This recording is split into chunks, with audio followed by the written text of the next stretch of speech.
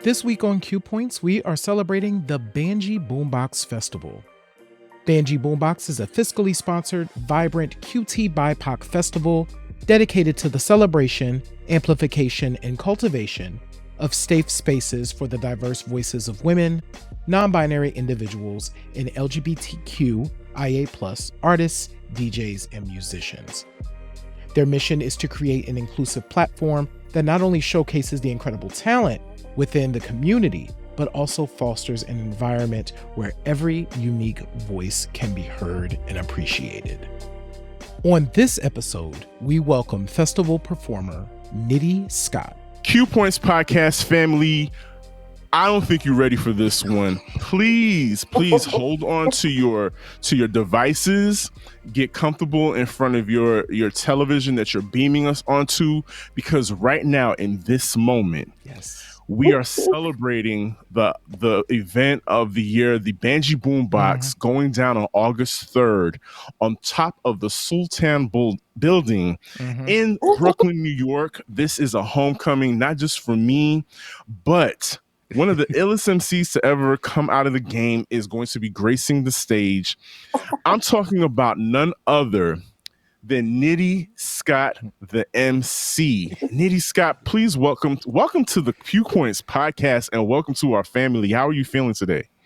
Hello, I'm feeling good. Easy like Sunday morning, as they say. Very excited to be here. So thank you for having me. Absolutely. So look, the only way I want to get this started is I'm going to hit you with one of your own bars. And we're going to talk about this, okay? Let's set it off. I'm not a rapper. I'm an activist who rhymes. Nitty, please, what does activism look like in hip hop today? And talk to us about what kind of courage does it take to be an activist? Whew, man, I meditate on this almost every day because for me, my activism, sometimes it feels like it causes me to be at odds with the world, the majority of the time, or to feel like it's hard to just enjoy things when you have a very strong sense and an urgency about what is happening to our communities at large. And so for me, my activism, for one, I have to say it's not performative. It is embedded in my art. And that is very natural. And it's also reflected within my daily life and lifestyle. And I guess what I mean to say about that is that it's very easy to attach yourself to a cause or become a voice for something. But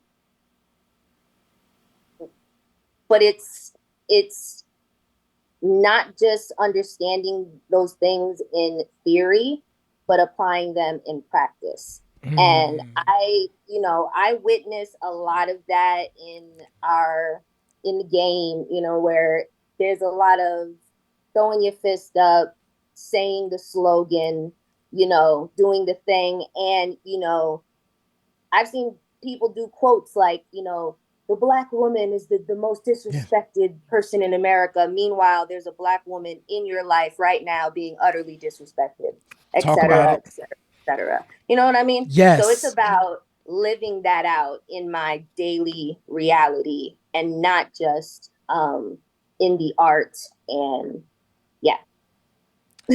Woo! You just dropped so many bars in the response to your bars, right?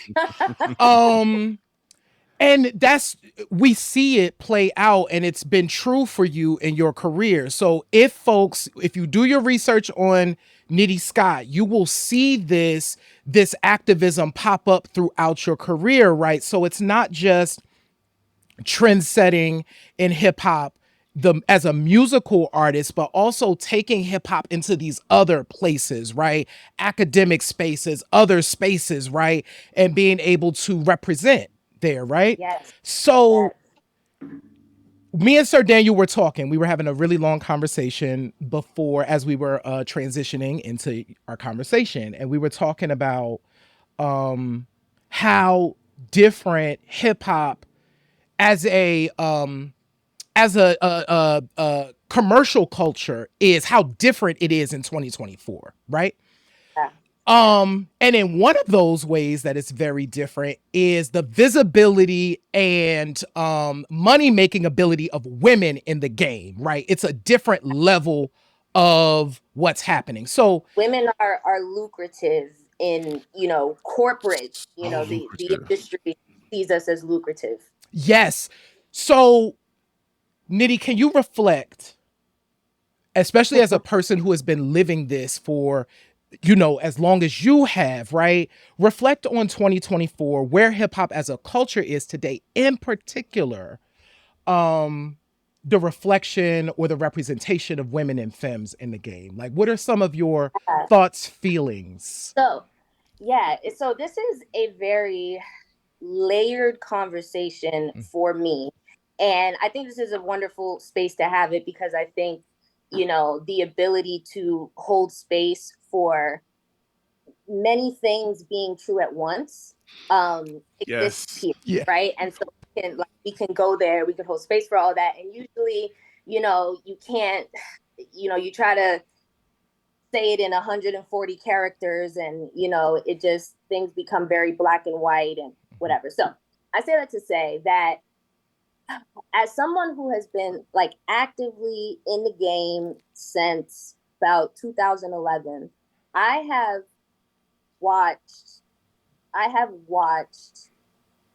this evolution sort of happen. And in my experience, if you were a female rapper in the era 2011 through maybe 2014, around there, I really feel like it was difficult to get out of the shadow that was Nicki Minaj. Unfortunately, she definitely had all of the representation, if you will. And I just felt like everything was always about even your proximity to her. It was like she became the default sort of standard for what a female rapper is and should be and should aspire to be, etc.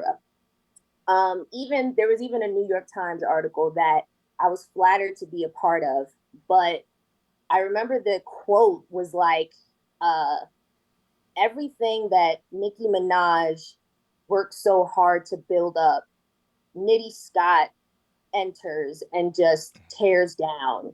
Wow. Wow. Yeah, something like that. And, I might have the quote verbatim, but that was absolutely the sentiment. And even though I was appreciating being covered and recognized, I really hated that this specific writer, however they chose to, let me also say that the article was about Nicki Minaj's influence. So it was about her influence. So I understand the angle. However, it was almost like my identity in itself couldn't be defined without saying, well, this is where she is in comparison to that. Yes. And I was like, yeah, like, what's that about? You know what I mean? Right. So I just say that to say that I did endure a lot of, and there was also a lot of just outright misogyny. I mean, things that occurred on blogs, in comments, on social media, that, not to say that, it doesn't occur now, but things that would get you ate up, would get you canceled, would get you, think pieces, whatever the case may be.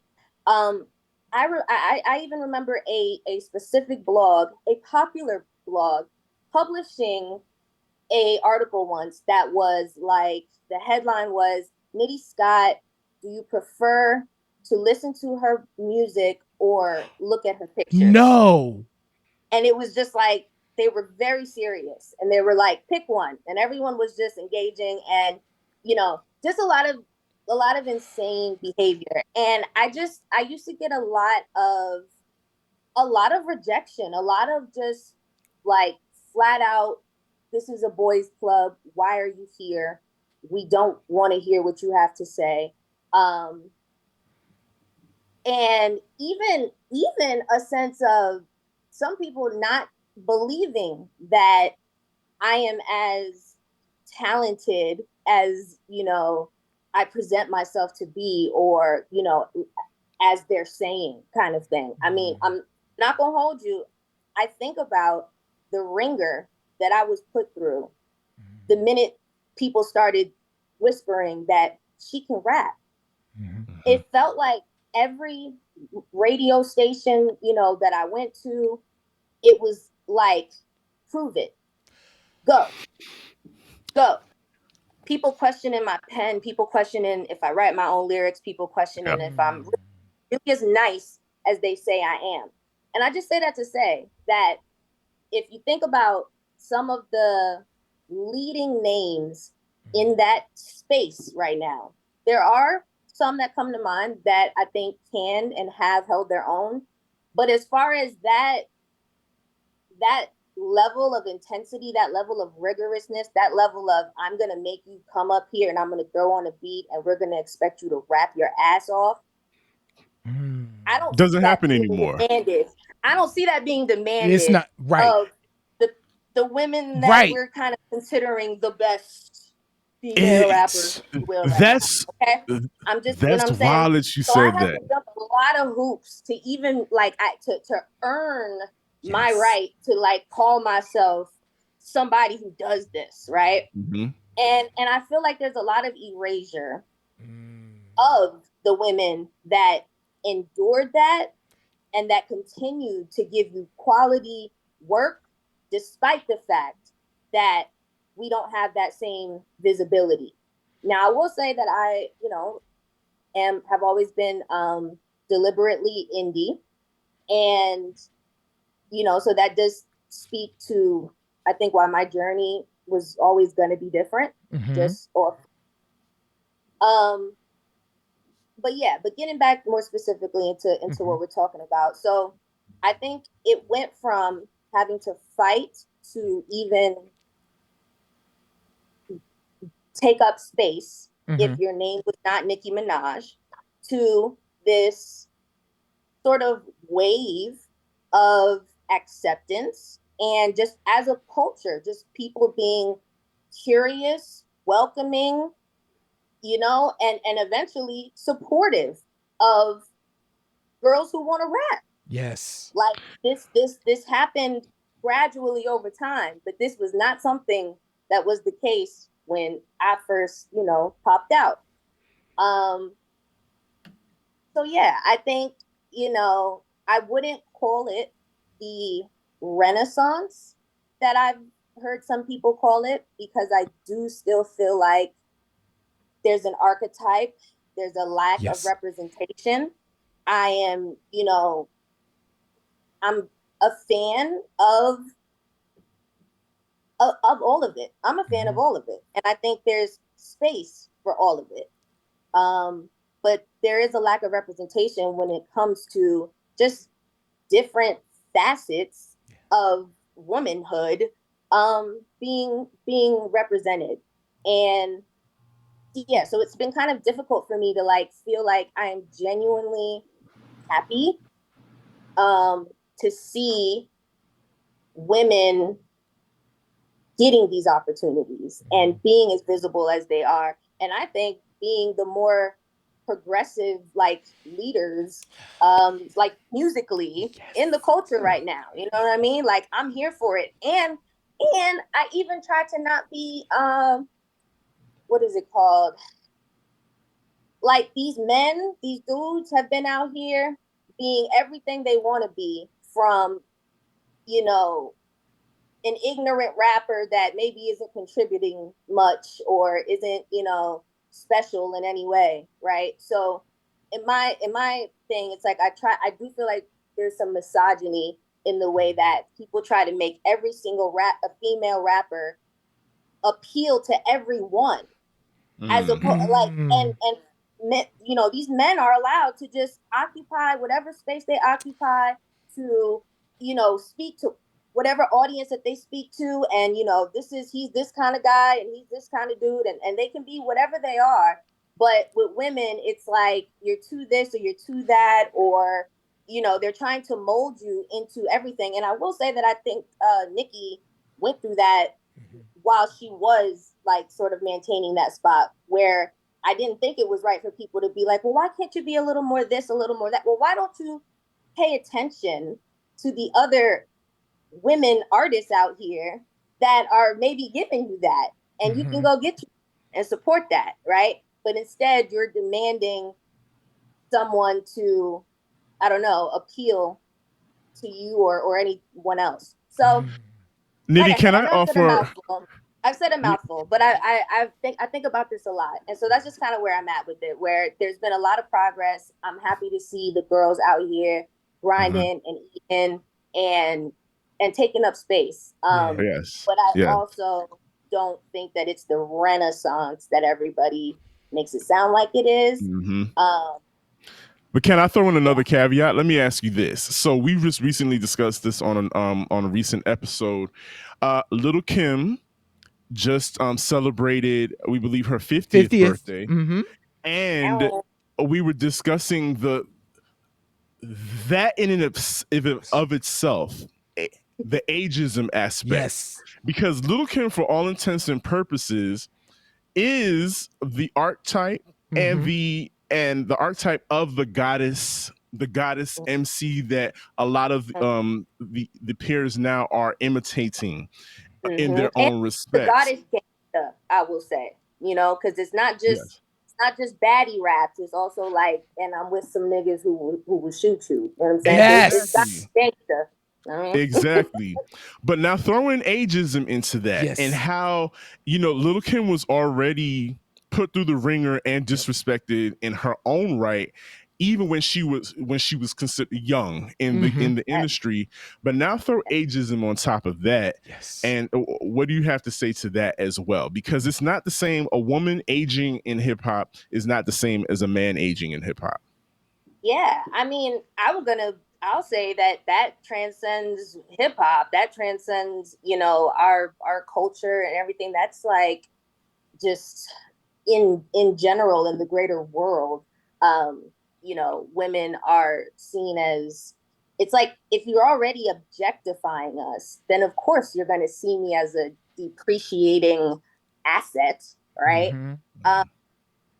But for me, it's about, like, you see these, so on the one hand, it's just, you know, flat out misogyny, and, you know, but there's also the ageism, a specific ageism that is prevalent in our culture, where I don't think that we embrace what it means to be seasoned. You know, I understand that hip hop has always been the voice of youth. Like, I get that youth is always gonna like drive things forward, but it's like you can still see you know, U2 and the Rolling Stones and all of that out here touring, old as shit, you know what I mean? With diverse audiences, right? On stages, right? So it's like these artists are being appreciated for their seasoned artistry, and why are we, you know, devaluing our you know, forefathers, if you will? You know, why is it that a lot of the earlier rappers that, you know, put shit on the map, you know, there's plenty of them that are not doing well, if you will, you know, Yes. And it's stuff like that I think is a shame. And I think we do, as a culture, need to not, again, it's nothing wrong with what is new and shiny and exciting, and that will always be there. But there is undeniable value. There are gems in people who have stories to tell, people who have survived, people who have, seen things change and evolve. There's so much value in that, and we cannot throw that away. So, we'll always be an advocate for that. Wowza. I do, you know what? Let's talk about Banjee Boombox, because I do want to come back to something, but okay. I think when you start talking about this idea, Nitty, as well, of like creating spaces and having spaces for us to like be our full selves, when you think of a space like Banjee Boombox and you being able to grace that stage with this audience, why, from your perspective, is it important that spaces like that exist? Because this is also something that we've needed. I can't imagine for us growing up what it would have been like to have a space like a Banjee Boombox where you can come and be your full self, right? So talk about that. Why is it important that these spaces exist? Yeah, that would have changed the game, man. So, for several reasons. For one, community. Just we need community. I need community badly. We all do, and it's important to facilitate that amongst ourselves, and also for solidarity amongst us within what we got going on, because we are up against a world that doesn't want us to exist, doesn't want us to be happy, healthy, celebratory, any of these things. So it's very important, I think, to be like just as serious about that as we are about like working and getting to this money and all that good stuff. Like being just as enthusiastic about like curating community and villages, because it's a really critical time. It's a really critical time. To that as well, can you tell us a little bit, what should folks expect from Nitty Scott at this year's performance at Banjee Boombox? What you bring in, Nitty? So I am just bringing like real Afro-Latina girl realness. You already know, bruja vibes all day. And we're going to take a little trip. So I'm going to give them some Nitty Scott gems that, the people who've been rocking with me will definitely be excited about. We'll take a little trip down memory lane, and and then we're going to bring it all the way up to the now. And I'm just gonna have a lot of fun. I mean, I feel like we can continue talking forever, because there's just so many things in the landscape right now, whether it's happening in front of the camera or behind the scenes. Like just the culture as a whole is just going through, it's going through some growing pains. But I would not expect anything less because of the country that we're in. Right. We're in this country. We are experiencing, what I never thought I would be experiencing in this moment, Nitty, is this xenophobia that's popping up within the culture. This whole argument about who was here first. It's wild. Do immigrants have a stake in the game? And it's wild to me.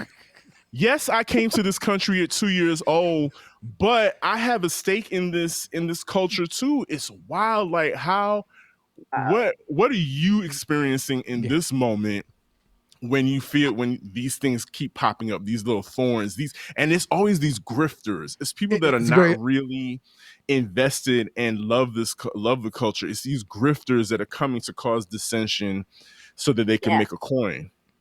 Right. And division and profit off of the chaos and inciting anger. Right. And like I think it's all about like triggering people and distracting us from the work that needs to be done. Because I feel like it's kind of like, if I keep you divided, pissed off, frustrated, you are not going to have the capacity, the energy, even the information, right, to dismantle anything. So, yeah. Yeah, your attention is currency. Right? Oh. Yes. Bar. So we another bar. We gotta be stingy with that energy, baby. Stingy. Yeah. Nitty Scott constantly dropping gems, both on wax and in interviews. What? Thank you so much for taking time out of your day to come here and hang out with us. Nitty Scott is going to be on stage, y'all, at Banjee Boombox, August 3rd at the Sultan Room in the planet of Brooklyn. Q Points is also going to be in the building. Please, please, please come through. Nitty, where can folks keep in touch? Where do you prefer that folks come and stay in touch with you and connect with you? I would say Twitter and Instagram. Those are my homegirls. Hit me up at Nitty Scott MC, NITTYSCOTTMC. And if anybody's interested in working, collaborations, bookings, any of that good stuff, Nitty Scott MC booking at gmail.com. Holla at me. Yes. Pull up on August 3rd too. It's gonna be amazing. Yes.